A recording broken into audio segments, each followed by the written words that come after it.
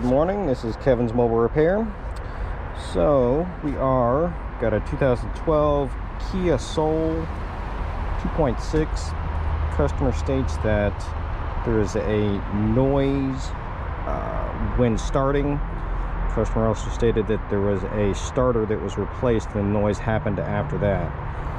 Already done a visual inspection of the starter underneath. It is tight, so it is not a loose starter concern, but you gain access to it relatively easy up underneath, and you see it right there. Bolt there, bolt up top, all the connections look good.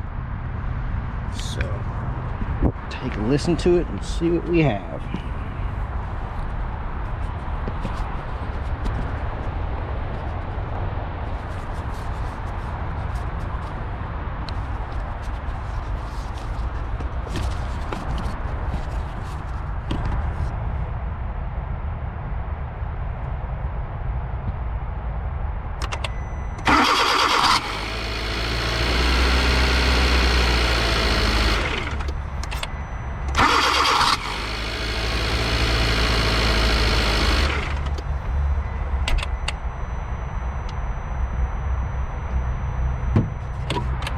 That noise would be the overrunning clutch on the starter.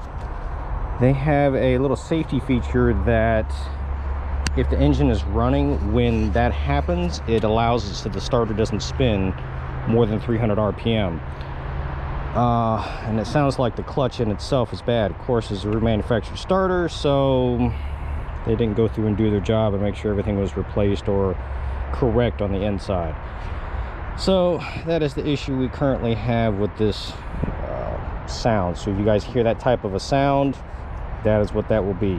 I don't believe there's any kind of splash shield on this that gear could be hitting. That would sound that'd be a different kind of sound. That'd be more or less like a metal grinding, like a wheel hitting another piece of metal type sound.